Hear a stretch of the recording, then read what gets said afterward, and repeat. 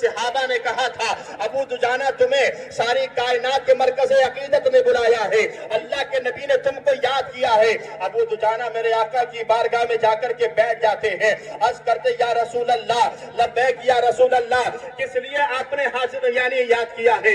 میرے آقا ارشاد فرماتے ہیں اے ابو دجانہ میں نے سنا ہے ظہر میں دعا میں شامل لیتے ہو، عصر میں دعا میں شامل لیتے ہو، مغرب میں بھی دعا میں شامل لیتے ہو، عشاء میں بھی دعا میں شامل لیتے ہو، مگر جب فجر کی نماز ہوتی ہے اور میں سلام پھیرتا ہوں تو اٹھ کر کے اپنے گھر کیوں چلے جاتے ہو؟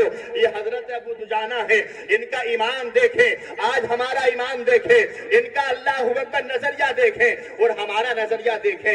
عرض کرتے یا رسول اللہ آپ نے فرما دیا تھا کہ فرض نماز کے بعد سلام پھیر کر کے دعا جلدی قبول ہوتی ہے، مگر میں نے حضور میں فجر میں ظہر میں بھی دعا میں رہتا ہوں، عصر میں مغرب میں عشاء میں سب میں دعا میں شامل رہتا ہوں، مگر فجر میں جلدی میرے جانے کی ایک وجہ ہے۔ آقا ارشاد فرماتے ہیں، غیب دان نبی فرماتے ہیں جانتے سب ہیں مگر پھر بھی پوچھ رہے ہیں۔ اصل میرے آقا ارشاد فرماتے ہیں ابو دجانہ بتاؤ وجہ کیا ہے، کیوں جلدی چلے جاتے ہو؟ عرض کرتے ہیں میرے آقا وجہ یہ ہے کہ میرا جو گھر ہے، میرے گھر کے پڑوس میں ایک یہودی کا مکان ہے اور اس یہودی کے مکان میں ایک کھجور کا درخت لگا ہوا ہے، کھجور کا درخت، اس کی ٹہنیاں کچھ میرے آنگن میں جھکی ہوئی ہیں اور وہ ٹہنیاں میرے آنگن میں جھکی ہوئی ہیں، رات بھر کھجوریں ٹوٹ ٹوٹ کر کے میرے آنگن میں گرتی ہیں تو میں جلدی اس لیے چلا جاتا ہوں کہیں میرے بچے اٹھ نہ جائیں اور اٹھنے کے بعد بنا اجازت اس یہودی کی کھجور کو اٹھا کر کے اپنے منہ میں نہ رکھ لیں۔ یہ ایمان تھا صحابہ کا۔ اللہ اکبر، آج ہمارا حال کیا ہے؟ اگر کوئی لاری پہ بیچنے آتا ہے ہم پہلے اٹھا کر کے کھاتے ہیں، اس کے بعد اس کا بھاؤ پوچھا جاتا ہے، ہمارا حال یہ ہے۔ مگر خدا کی قسم یہ صحابہ کی زندگی ہے، یہودی کا مکان ہے، یہودی کا پیڑ ہے، کھجوریں یہودی کی ہے، مگر ایمان اتنا پختہ ہے کہ ان کے بیٹوں کے حلق میں ایک لقمہ بھی حرام کا جانا پسند نہیں تھا۔ جلدی گئے کھجوروں کو اٹھا کر کے اس یہودی کے مکان میں ڈال دیتے، عرض کرتے یا رسول اللہ بس یہ وجہ ہے، اس کے علاوہ کوئی وجہ نہیں ہے۔ اب آؤ یہ تو سن لیا، اب ہمارے تمہارے نبی کی شان سنو، اس نبی کی شان سنو کہ جو نکاح کرنا میرے مصطفیٰ کی بڑی پیاری سنت ہے، نکاح شادی کرنا میرے آقا کی سنت ہے اور سادگی کے ساتھ یعنی نکاح کرنا یہ میرے آقا کی بہترین سنتوں میں سے ہے۔ اللہ اکبر، آج دیکھا جائے محفل میلاد اگر ہوا کرتی ہیں لوگ بہت تھوڑی تعداد میں نظر آتے ہیں، اپنے گھروں میں یا تو آرام کرتے ہیں یا سو جایا کرتے ہیں، ان سے کہو وہ محفل میں کیوں نہیں جاتے، وجہ کیا ہے؟ اللہ اکبر، ایک جملہ میں دینا چاہتا ہوں، آپ دیکھیں کچھ لوگ سوال کرتے ہیں، مجھ سے بھی کرتے ہیں، کہتے ہیں مولانا صاحب ایک بات سمجھ میں نہیں آتی۔ کہا کیا؟ کہ ہم جب نماز پڑھتے ہیں جمعے کی تو جمعے میں ہمیں بیٹھے بیٹھے نیند آ جاتی ہے، ہم اگر محفلوں میں بیٹھتے ہیں تو بھی بیٹھے بیٹھے ہم سو جاتے ہیں، ہمیں نیند آ جاتی ہے، مگر ہم اگر ڈیجوں پہ چلتے ہیں، اگر ہم ناچ گانوں پر چلتے ہیں، رات بھر ہم جاگ سکتے ہیں، ہم سو نہیں سکتے۔ میں ایک بات کہنا چاہتا ہوں، نیند کے لیے ضروری کیا ہوتا ہے؟ نیند کے لیے ضروری کیا ہوتا ہے؟ نیند کے لیے گدے ضروری ہوتے ہیں، نیند کے لیے یعنی پلنگ ہونا ضروری ہوتا ہے، نیند کے لیے سکون کا بستر ضروری ہوتا ہے، اور یہ محفلیں اور اللہ کا گھر مسجد یہ سکون کی جگہ ہوتی ہے جہاں انسان سویا کرتا ہے۔ انسان کو اگر نیند نہیں آتی ہے تو کانٹوں پر کبھی نیند نہیں آتی ہے، کانٹوں پر کبھی نیند نہیں آتی ہے۔ یہ کانٹے ہیں دنیا کے، ہمیں تو اچھے لگتے ہیں، مرنے کے بعد پتا چلے گا۔ الغرض میرا موضوع وہ رہی ہے، آؤ میں اب اپنے نبی کی شان دکھاتا ہوں، میرے مصطفیٰ کا مقام دکھاتا ہوں، میرے آقا کا اختیار دکھاتا ہوں، کیا اختیار ہے میرے آقا کا۔ تبھی تو فرماتے امام احمد رضا، کون دیتا ہے دینے کو منہ چاہیے، دینے والا ہے سچا ہمارا نبی۔ میرے آقا فرماتے ہیں ابو دجانہ روز جلدی جاتے ہو، وجہ یہ ہے کہ کھجوریں چن چن کے یہودی کے مکان میں ڈالتے ہو کہیں تمہارا بچہ نہ کھا لے۔ کہا یا رسول اللہ۔ اب میرے آقا ارشاد فرماتے ہیں ابو دجانہ اگر وہ کھجور کا درخت تمہارے نام کر دیا جائے یا تمہیں خرید کر دے دیا جائے تو کیسا رہے؟ عرض کرتے یا رسول اللہ آپ بخوبی جانتے ہیں میرے گھر میں کئی کئی دن تک چولہا نہیں جلتا، میں غریب ہوں، میرے اندر اتنی طاقت نہیں ہے کہ میں اس یہودی کا پیڑ خرید سکوں، میں نہیں لے سکتا۔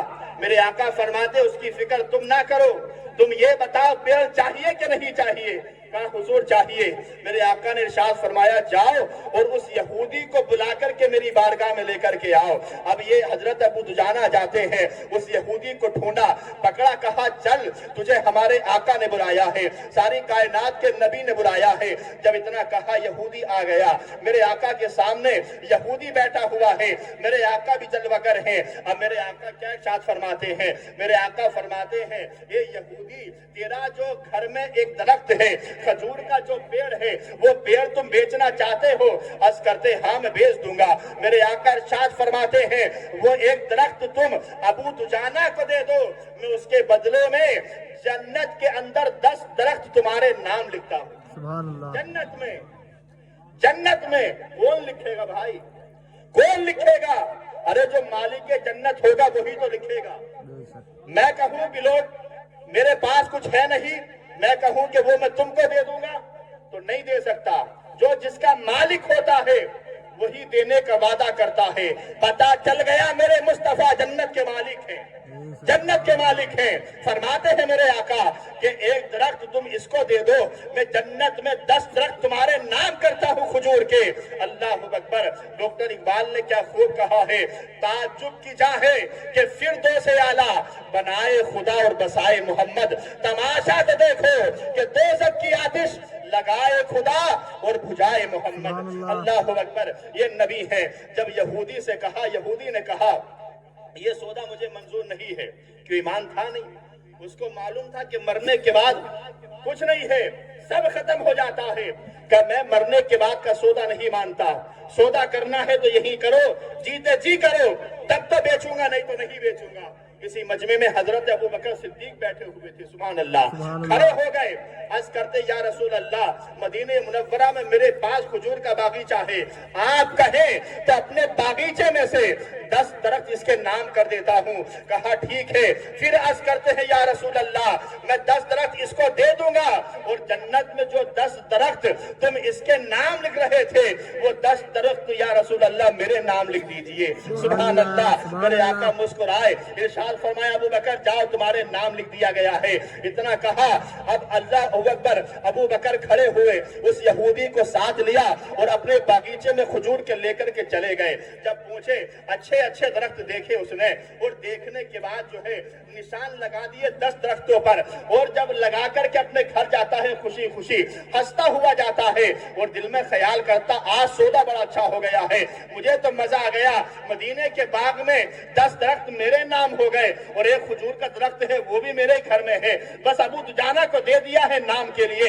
اللہ اکبر۔ اپنے گھر گیا خوشی خوشی، اپنی بیوی سے جا کر کے مسکرا کر بولتا ہے، ہنس کر کے کہتا ہے بیوی آج تو بڑا اچھا سودا ہو گیا۔ کہا کیسا سودا ہوا؟ کہا سودا ایسا ہوا ہے کہ 10 درخت کھجور کے مجھے مدینے کے اندر باغ میں دیے گئے ہیں، اور یہ ایک درخت بھی اپنے ہی کھیت اپنے ہی گھر میں ہے، یعنی اپنے تو 11 درخت ہو گئے۔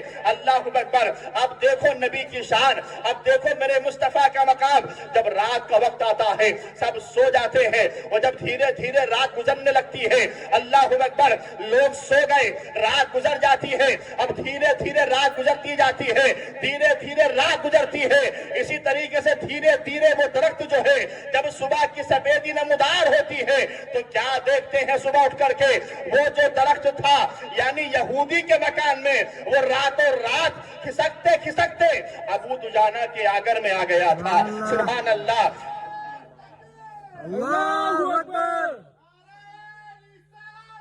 یا رسول اللہ۔ ابو دجانہ کے آنگن میں آ گیا تھا۔ کون دیتا ہے دینے کو منہ چاہیے، دینے والا ہے سچا ہمارا نبی، دینے والا ہے سچا ہمارا نبی۔ حضرات محترم، آئیے اب میں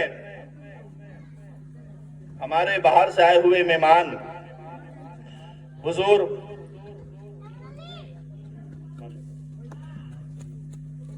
آئیے اس حضرت سے پہلے ایک کلام